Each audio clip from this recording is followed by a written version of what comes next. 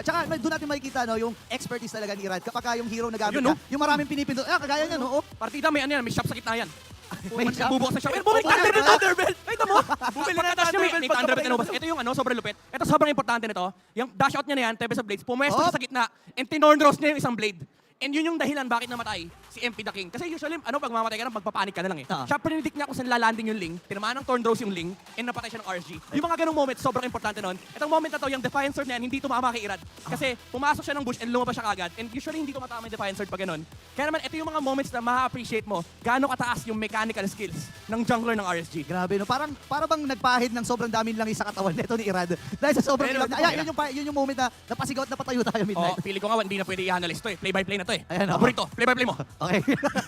Apat na members. Apat na members, pinasok ni Irad. Papasok si Oheb, okay. Pinatay si Oheb. Ayan na, Thorn Rose. dalawa na dito, Irad. Atras din, pero papasok na naman. Grabe. Ibang klase. Ginawa na talaga.